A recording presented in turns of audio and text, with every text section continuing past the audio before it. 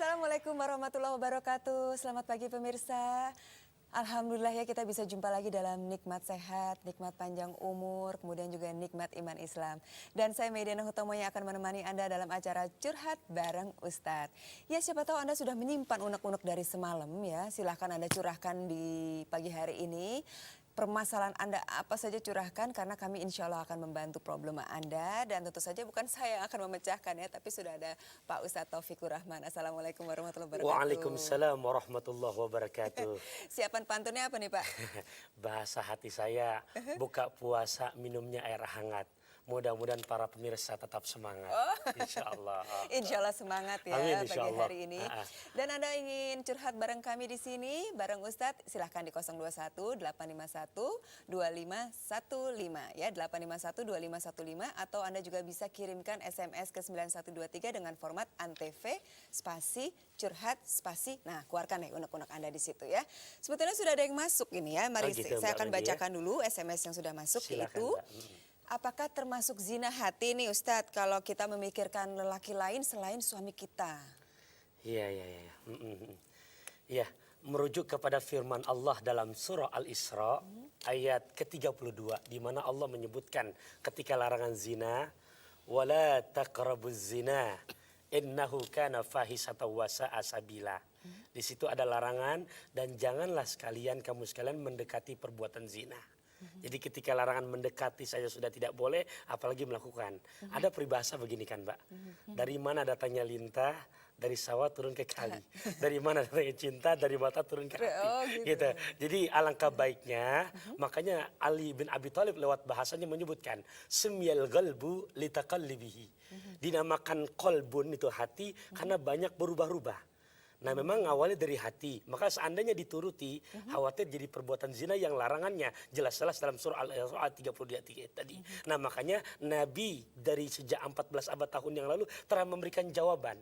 Selalu dianjurkan dalam agama kita ketika kita berdiri untuk sholat. Bahkan selesai sebelum salam, ya mukallibal qulub, sabbit qalbi ala dinika wa ala ta'atika. Ya Allah, tetapkan hatiku supaya tidak pindah dalam arti kita memikirkan hal-hal yang bukan pada haknya. Apalagi sudah punya suami. Apalagi sudah punya suami. Tapi tergantung mungkin juga apa yang dipikirkannya ya. Ya, kalau yang pikirkan arahnya tadi saya bilang kepada arah perzinahan, Iya. ya kalau bisa sih jangan berpaling ke lain hati. Gitu. Ya. Jangan dulu Iya. ya. Ya, ini sudah ada yang masuk. Silakan. Assalamualaikum warahmatullahi wabarakatuh. Waalaikumsalam. Dengan Ibu siapa? Dengan hamba Allah, Mbak. Hamba Allah di? Di Bandung. Di? Bandung. Di Bandung ya. Di Bandung. Ya, silakan.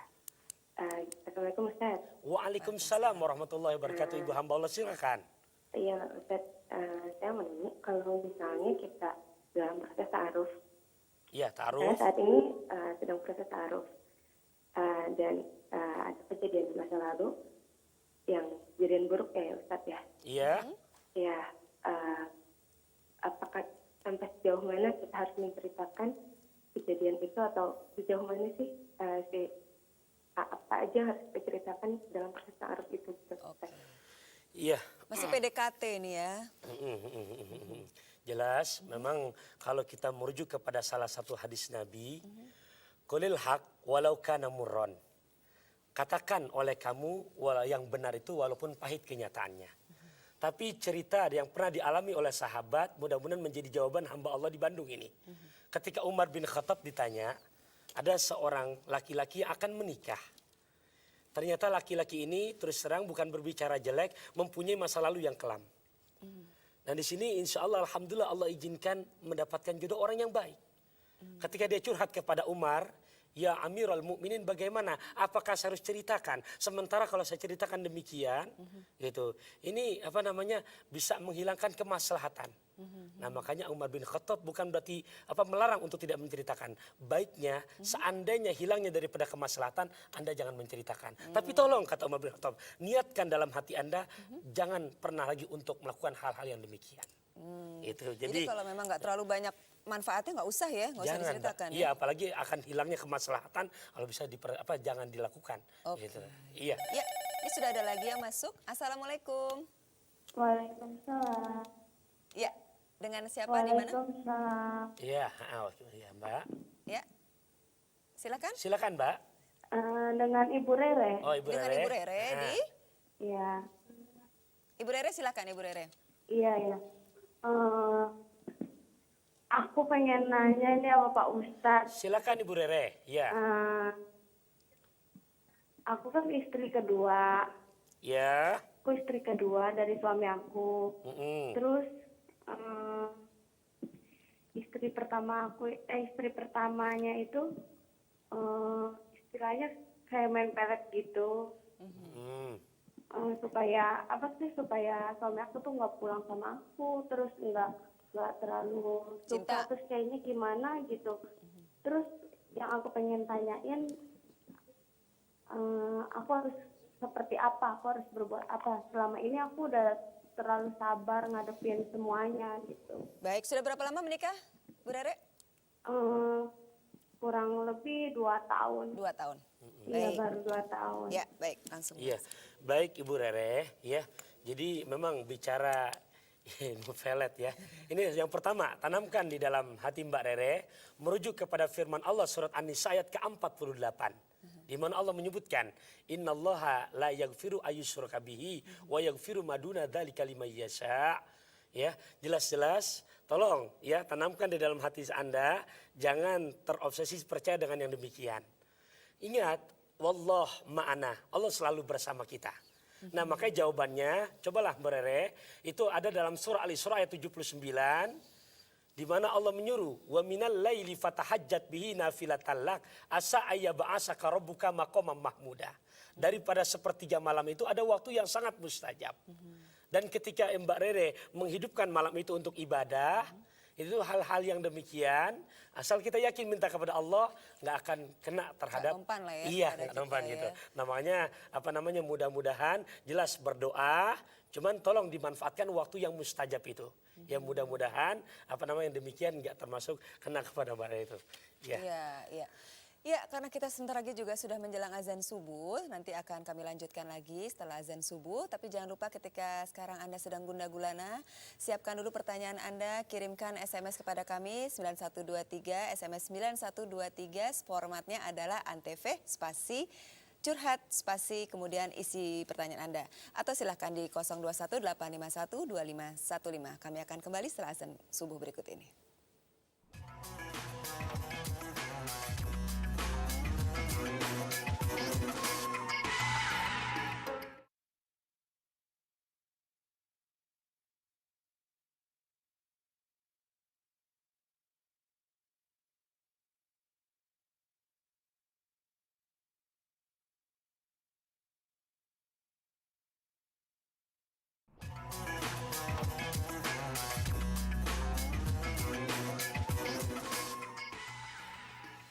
Ya, terima kasih bagi Anda yang sudah tetap setia bersama kami di Curhat Bareng Ustadz, dan juga bagi Anda yang baru saja bergabung, Anda masih akan bisa mengikuti acara ini hingga pukul 5 nanti.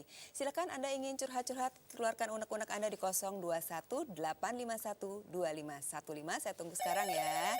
Tuh kan, benar, baru diundang sudah ada yang masuk ya. Assalamualaikum. Assalamualaikum.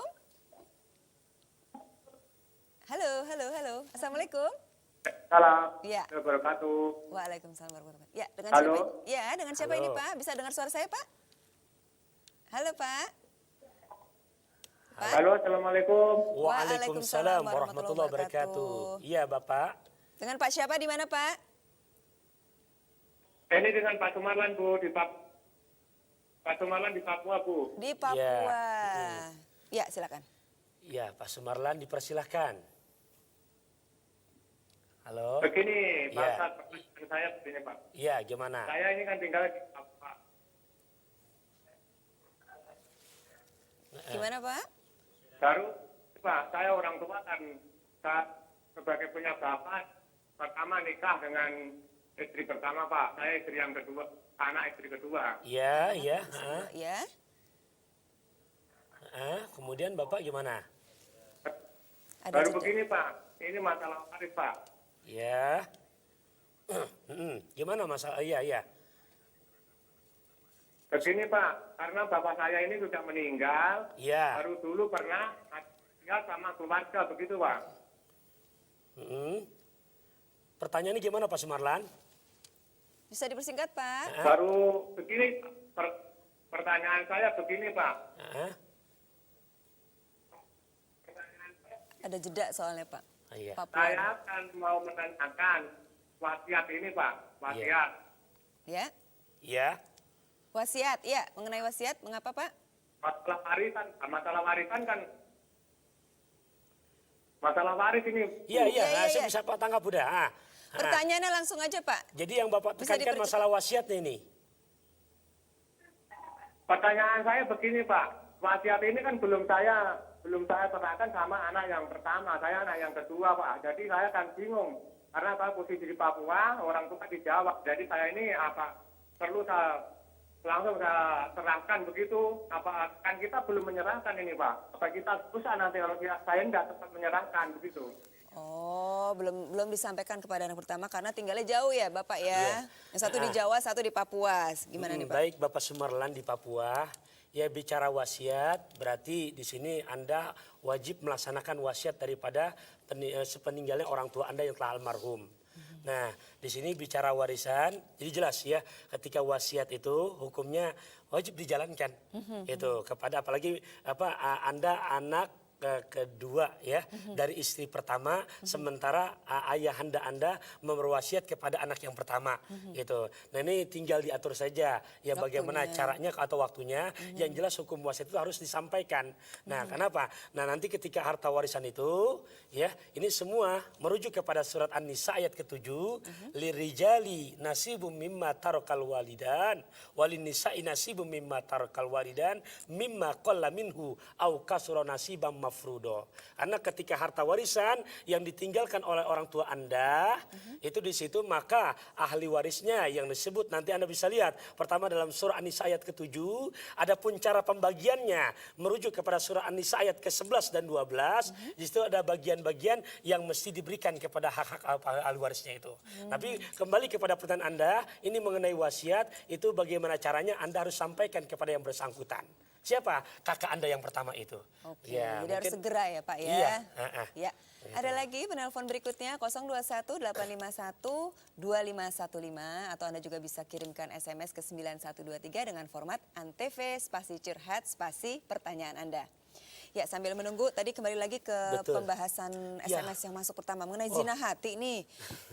Kan kita sering sekali ya membayangkan seseorang gitu misalnya bintang film atau siapa kita bisa nonton film. Nah ini gimana nih Ustaz? Iya, kalau misalkan membayangkannya yang positif ya Mbak, melihat kita ngefan kepada Rasulullah, bahkan cinta kita di hati itu ya Allah bagaimana ya Rasul tuh yang namanya tahajudnya buat pribadinya hukumnya fardu ain, gitu kan? Kemudian mana lagi Rasul tuh yang namanya sholat witirnya nggak pernah ketinggalan, bahkan Siti Aisyah meriwayatkan sampai kaki Nabi kalau sudah ibadah sampai bengkak Bengkak, gitu. ya. Nah membayangkan hal demikian silakan. Jadi Gitu. membayangkan, nggak usah jauh-jauh idola lain deh, Rasulullah Shallallahu Betul. Alaihi Wasallam dulu Fan aja yang ya. nggak ada salahnya insya Allah Rasulullah. Iya. Ya, kami akan kembali lagi setelah pesan berikut ini.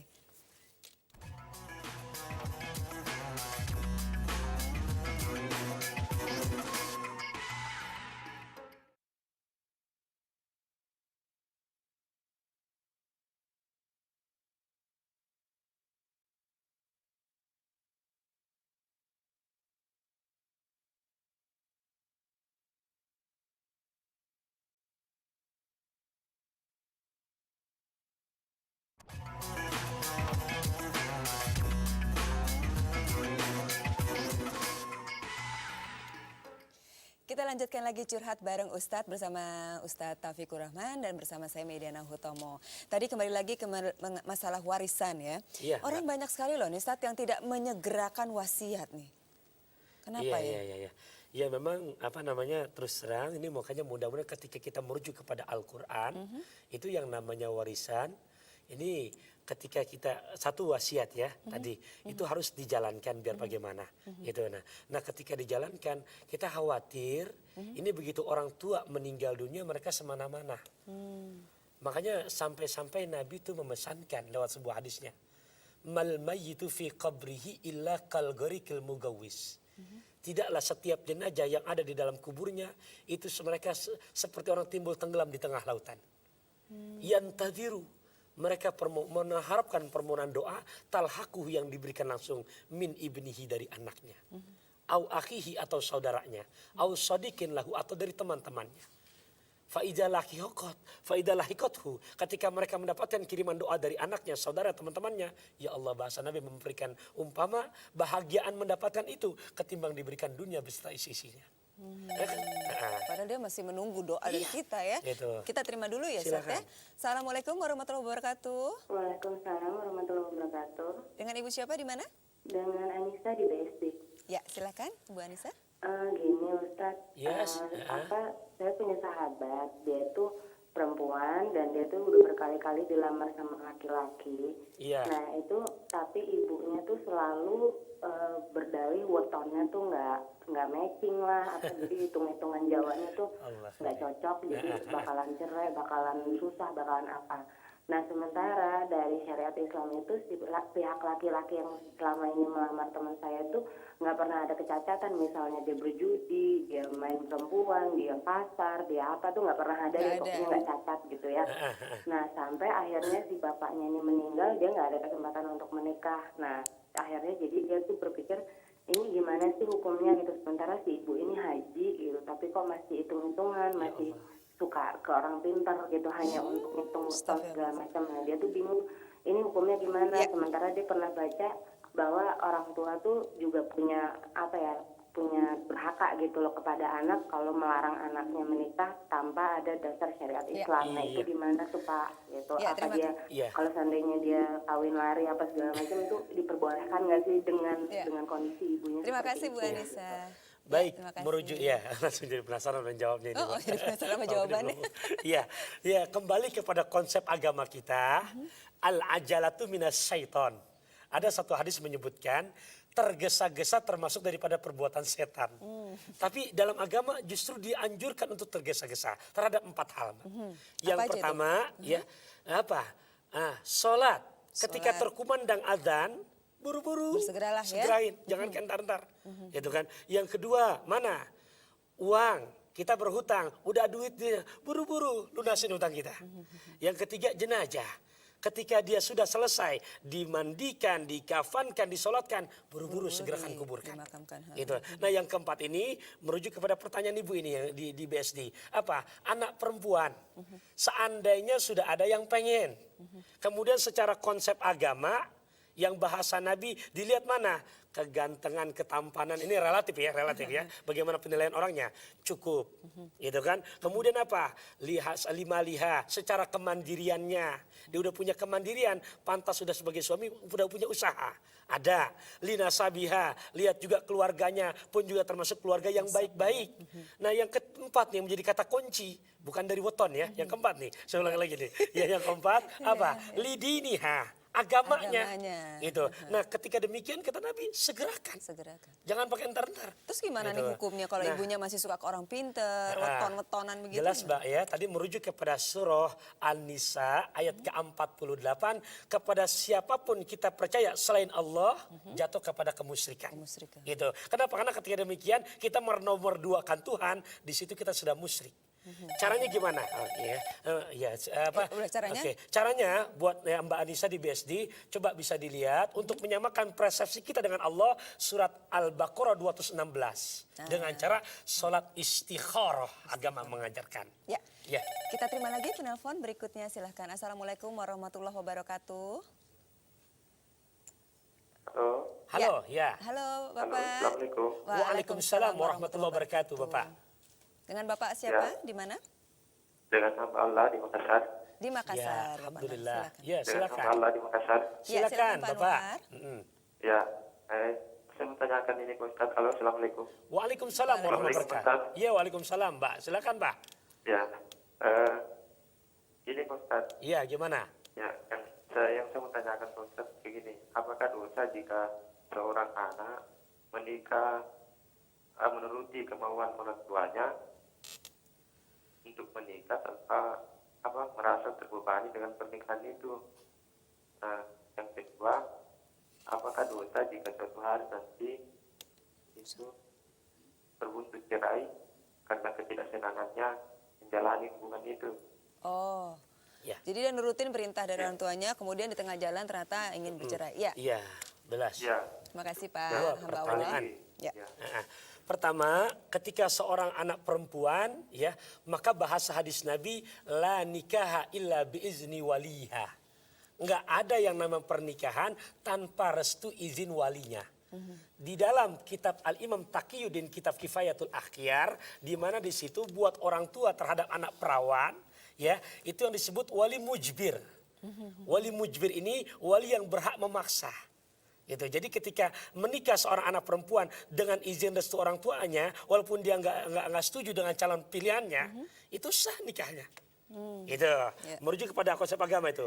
Nah, adapun yang kedua itu bicara perceraian, ya. Seandainya ingat loh, makanya itu kan abghadul halal indallah at-talak. Perbuatan yang halal tapi dibenci oleh Allah, talak. Tapi insya Allah biasanya kalau misalkan sudah dijalani awalnya dari nggak cinta. Karena insya Allah restu orang tua. Ini doa mudah-mudahan nggak akan terjadi demikian. Iya. Gitu. Seandainya demikian yang kita mau kata apa gitu kan. Iya. Dan terjadi perceraian. Iya. Iya, aduh sayang sekali nih Pak Taufikur Iya. Rahman. Kalau udah ngomongin soal curhat nih rasanya waktunya terburu-buru. Tapi jangan khawatir ya pemirsa, karena setiap Senin sampai dengan Jumat curhat bareng Ustadz selalu ada di Antv pukul 4:30 pagi sampai jam 5. Dan sekarang saya Mediana Hutama pamit bersama Ustadz Taufikur Rahman. Wassalamualaikum warahmatullahi wabarakatuh. Wah.